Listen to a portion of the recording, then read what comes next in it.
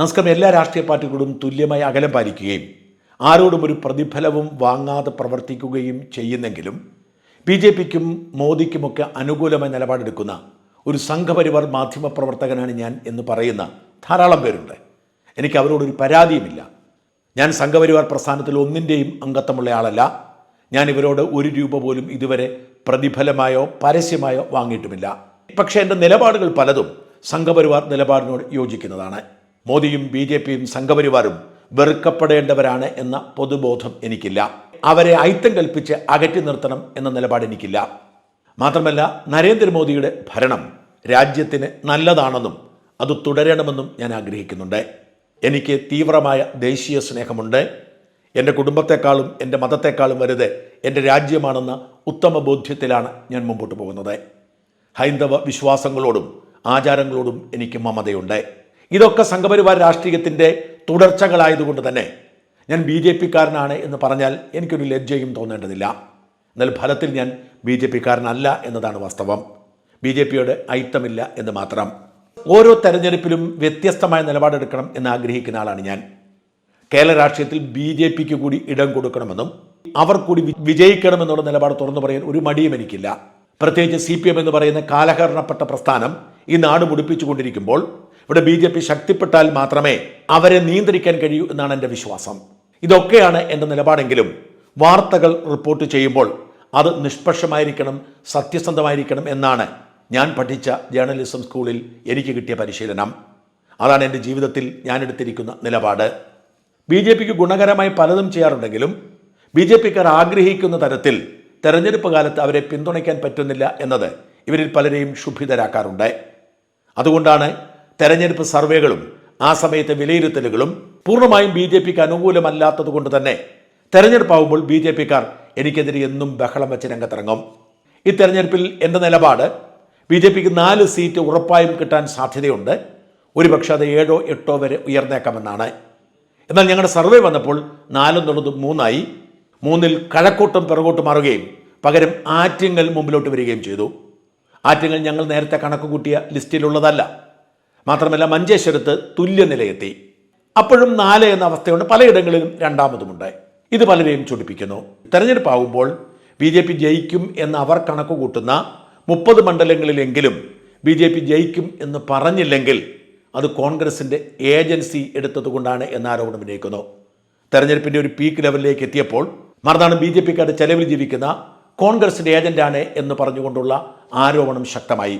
K. Surendran BJPയുടെ സംസ്ഥാന പ്രസിഡന്റായിരുന്ന കാലം മുഴുവൻ വ്യാജൻസ്കറിയ എന്ന് പറഞ്ഞ് ഞങ്ങൾ അധിക്ഷേപിക്കുമായിരുന്നു.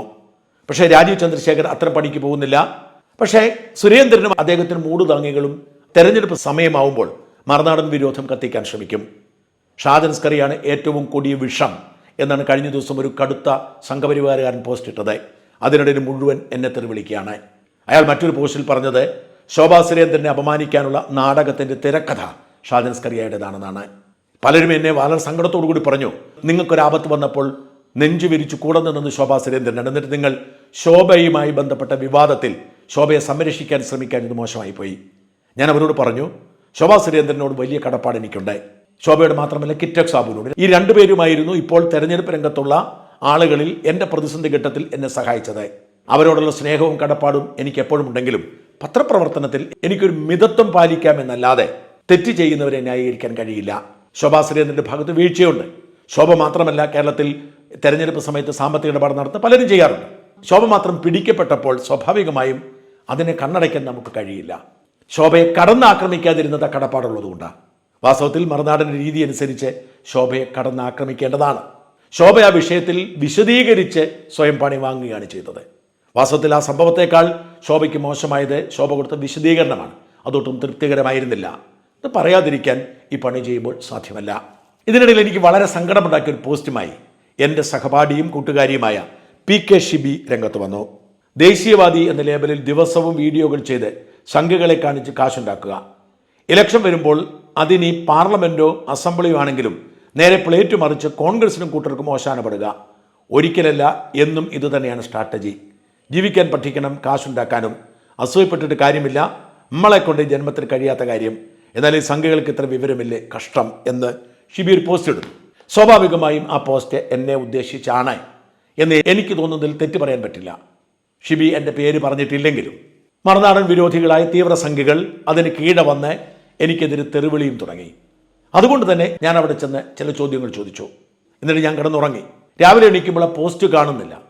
ഞാൻ ഷിബിയെ വിളിച്ച് ചോദിച്ചപ്പോൾ ഷിബി പറഞ്ഞത് ഞാൻ ഷാജനെ ആയിരുന്നില്ല ഉദ്ദേശിച്ചത്, ഷാജൻ അതിൽ വന്ന് സ്വയം കമൻ്റ് ഇട്ട് പണി മേടിച്ചു, പിന്നെ ഷാജനെ ഇങ്ങനെ നാട്ടുകാർ തെറി വിളിക്കുന്നത് കണ്ടിരിക്കാൻ കഴിയാത്തതുകൊണ്ട് ഞാൻ ഡിലീറ്റ് ചെയ്തെന്നാണ് പറഞ്ഞത്. പക്ഷേ ഇത് ഞാനാണ് എന്ന് പലർക്കും തോന്നിയത് ഇത്തരത്തിൽ വിമർശനം ശക്തമായി ഉള്ളതുകൊണ്ടാണ്. അവരോട് ചില കാര്യങ്ങൾ എനിക്ക് പറയാനുണ്ട്. ഒന്ന്, പണമുണ്ടാക്കിയാണ് എൻ്റെ ലക്ഷ്യമെന്ന ആരോപണമാണ്. രണ്ട് തരത്തിലാണ് പണം ഉണ്ടാക്കുന്നത്. ഒന്ന്, നമ്മൾ ചെയ്യുന്ന വീഡിയോകൾ റീച്ച് ഉണ്ടാവുകയും അവ ജനങ്ങൾ കാണുകയും ചെയ്യുമ്പോൾ യൂട്യൂബ് നൽകുന്ന പണം, അതാണ് മറുനാടൻ്റെ വരുമാന മാർഗം. രണ്ട്, നമ്മുടെ സ്വാധീനം കൊണ്ട് അതിന് ഗുണം ചെയ്യുന്നവരോട് വാങ്ങുന്ന പണം. ഇത് രണ്ട് തരത്തിലുള്ള വരുമാനമാണ് ആളുകൾക്ക് കിട്ടുന്നത്. രണ്ടാമത്തേത് ഞങ്ങൾ കൈവയ്ക്കാറില്ല. ഈ തെരഞ്ഞെടുപ്പിന് ഏറ്റവും വലിയ പ്രത്യേകത യൂട്യൂബർമാർക്ക് ചാകരയായിരുന്നു. എല്ലാ യൂട്യൂബർമാർക്കും, ഒരു 10,000 പേരെങ്കിലും കാഴ്ചക്കാരുള്ള എല്ലാ യൂട്യൂബർമാർക്കും എല്ലാ രാഷ്ട്രീയ പാർട്ടികളും വാരിക്കോരി കൊടുത്തു. ഞങ്ങളെയും അപ്രോച്ച് ചെയ്തു. എന്തിനേറെ, ഞങ്ങൾ വാങ്ങില്ല എന്ന് ഉറപ്പുള്ളത് കൊണ്ട് ചില ഏജൻസികൾ വഴി CPM പോലും ഞങ്ങളെ അപ്രോച്ച് ചെയ്തു. അത്തരത്തിൽ പണം വാങ്ങി ചെയ്യുന്നവരുടെ ബഹളമായിരുന്നു ഈ തെരഞ്ഞെടുപ്പിൽ എല്ലായിടത്തും. കൃത്യമായി എണ്ണിക്കൊടുത്തവരുണ്ട്. BJPയും കോൺഗ്രസും ഞങ്ങളോട് ചോദിച്ചതാണ് പരസ്യം. ഞങ്ങളെ പരസ്യവും തിരസ്കരിച്ചവരാണ്. 1 രൂപ പോലും ഞങ്ങൾ ഇവരോട് കൈപ്പറ്റിയിട്ടില്ല എന്ന് തറപ്പിച്ച് പറയാം. അങ്ങനെ പറയാൻ പറ്റുന്നവർ കുറവായിരിക്കും. നമ്മൾ കാണുന്ന ഒട്ടുമിക്ക യൂട്യൂബർമാരും പണം ചോദിച്ചു വാങ്ങിയവരാണ്. ഞങ്ങളാവട്ടെ ഇങ്ങോട്ട് തന്നിട്ടും വേണ്ടെന്ന് വെച്ചവരാണ്. അതേസമയം ഞങ്ങളുടെ വീഡിയോ പ്രേക്ഷകരെ കാണുമ്പോൾ യൂട്യൂബ് ഞങ്ങൾക്ക് തരുന്ന പരസ്യ വരുമാനമുണ്ട്. അതാണ് ഞങ്ങളുടെ വരുമാനം. അത് ഞങ്ങൾ നിഷേധിക്കുന്നില്ല. ഈ വരുമാനത്തിന് വേണ്ടി സംഘങ്ങളെ പറ്റിക്കുന്നു എന്ന ആരോപണവും വ്യാജമാണ്. അങ്ങനെ വരുമാനം മാത്രമായിരുന്നു ലക്ഷ്യമെങ്കിൽ വാസ്തവത്തിൽ പിന്തുണയ്ക്കേണ്ടത് സംഘികളെ അല്ല, സുഡാപ്പികളെയും കമ്മികളെയുമാണ്. വാസ്തവത്തിൽ ഏറ്റവും ലാഭകരമായ രാഷ്ട്രീയ നിലപാട് സുഡാപ്പികളെ, തീവ്ര ഇസ്ലാമിസ്റ്റുകളെ പിന്തുണയ്ക്കുക, ലോകത്തെല്ലായിടത്തും നടക്കുന്ന ഇസ്ലാമിക വിഷയങ്ങളിൽ ഇരവാദമുയർത്തുക, അതിനോടൊപ്പം ഇടയ്ക്കിടെ ലെഫ്റ്റിനെയും ഇടയ്ക്കിടെ കോൺഗ്രസിനെയും സൂചിപ്പിക്കുക.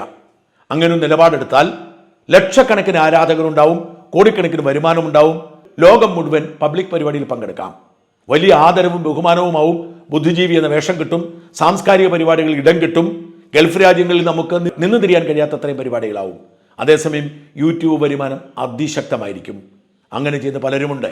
അതുകൊണ്ട് വരുമാനമാണ് ലക്ഷ്യമെങ്കിൽ ഈ നിലപാടിലെടുക്കുന്നത് സംഘപരിവാറിനെ പരമാവധി വിമർശിക്കുക, പകരം ഈ ലെഫ്റ്റ് ഇസ്ലാമിക് രാഷ്ട്രീയത്തെ ഉയർത്തിപ്പിടിക്കുക എന്നതാണ്. ദൈവം എനിക്ക് നൽകിയ ശബ്ദവും അനലിറ്റിക്കൽ ബുദ്ധിയുമാണ് ദൈവം നൽകിയതാണ്.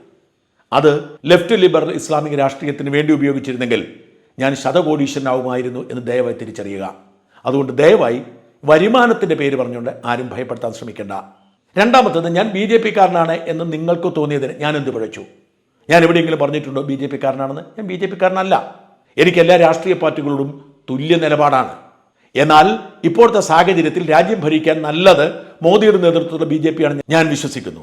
ഞാൻ ദേശത്തെ സ്നേഹിക്കുന്നു, അതുകൊണ്ട് ഞാൻ പിന്തുണയ്ക്കുന്നു. അതിനപ്പുറത്തേക്ക് ഞാൻ BJP-കാരനല്ല. രണ്ട്, ഞാൻ പൊളിറ്റിക്കൽ ഇസ്ലാമിൻ്റെ ശത്രുവാണ്. പൊളിറ്റിക്കൽ ഇസ്ലാമാണ് ലോകം നേരിടാൻ പോകുന്ന ഏറ്റവും വലിയ പ്രതിസന്ധി എന്ന് വിശ്വസിക്കുന്ന ആളാണ് ഞാൻ. ഇപ്പോൾ ട്രംപ് കുളമാക്കി, അതുകൊണ്ട് തന്നെ പൊളിറ്റിക്കൽ ഇസ്ലാം കൂടുതൽ വലുതാകാൻ പോവുകയാണ്. അപ്പോൾ പൊളിറ്റിക്കൽ ഇസ്ലാമിനെ കടുത്ത ഭാഷയെ ഞാൻ എതിർക്കാറുണ്ട്.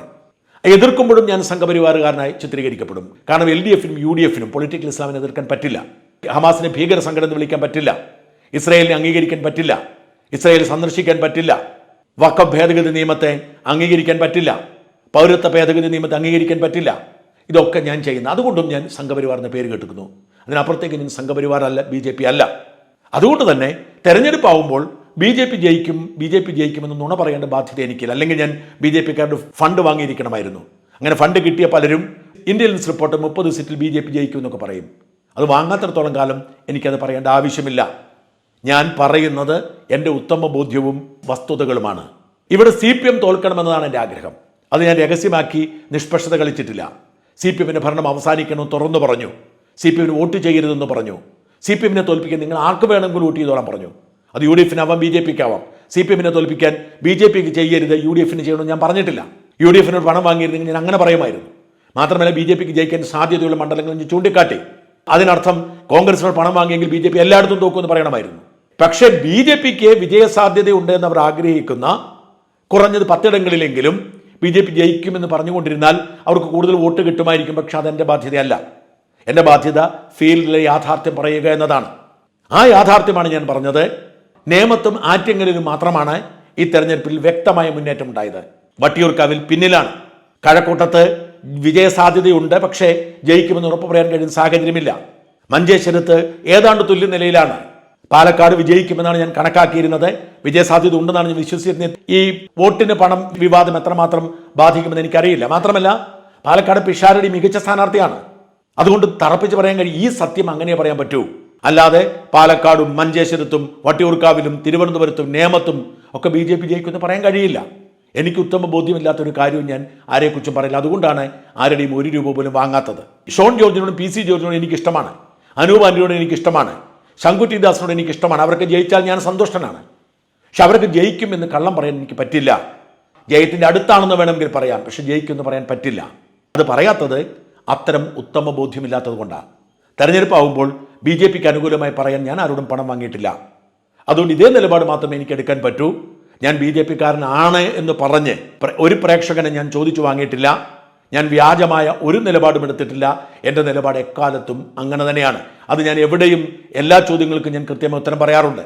എന്നെ കോൺഗ്രസ്സുകാർക്ക് കൂടെ കൂട്ടാൻ പറ്റില്ല. കാരണം ഞാൻ പൊളിറ്റിക്കൽ ഇസ്ലാമിനെ എതിർക്കുകയാണ്. കോൺഗ്രസ്സുകാർക്ക് ഏറ്റവും ഭയം പൊളിറ്റിക്കൽ ഇസ്ലാമിനെയാണ്. CPMകാരെ ഞാൻ പരസ്യമായി വെല്ലുവിളിക്കുന്നതാണ്, അവരുടെ ശത്രുവാണ്. BJPക്കാർക്ക് എന്നെ കുറച്ചൊക്കെ സഹിക്കാൻ പറ്റും, പക്ഷേ പൂർണ്ണമായും അവർക്കും പറ്റില്ല. കാരണം ഞാൻ അവർ ആഗ്രഹിക്കുന്ന തരത്തിൽ അവർക്ക് വേണ്ടി നുണ പറയില്ല. ഇതെൻ്റെ നിലപാടാണ്, എന്നും ഇങ്ങനെ തന്നെയായിരിക്കും. ഇതിനെ എങ്ങനെ വ്യാഖ്യാനിച്ചാലും എനിക്ക് കുഴപ്പമില്ല. നിങ്ങൾ എത്ര വ്യാജനം എന്ന് പറഞ്ഞാൽ എനിക്ക് കുഴപ്പമില്ല. ഞാൻ ആരോടെങ്കിലും പണം കൈപ്പറ്റി അഭിപ്രായം പറഞ്ഞു എന്ന് തെളിയിച്ചാൽ, ഞാൻ ആർക്കെങ്കിലും മനഃപൂർവ്വം നുണ പറഞ്ഞു എന്ന് തെളിയിച്ചാൽ ഞാൻ ഈ പണി അവസാനിപ്പിക്കാം. നിങ്ങൾ പറഞ്ഞോളൂ. ഇത്തരം വിമർശനങ്ങളെ മറികടന്നാണ് ഞാൻ ഇവിടെ വരെ എത്തിയത്. മറുനാടൻ കോൺഗ്രസിൻ്റെ ഏജന്റാണ് BJP ചതിക്കുന്നു എന്ന് പറയുന്നവരോട് ഇത്രയെങ്കിലും പറയാതിരിക്കാൻ നിവൃത്തിയില്ലാത്തതുകൊണ്ട് പറഞ്ഞു എന്ന് മാത്രം.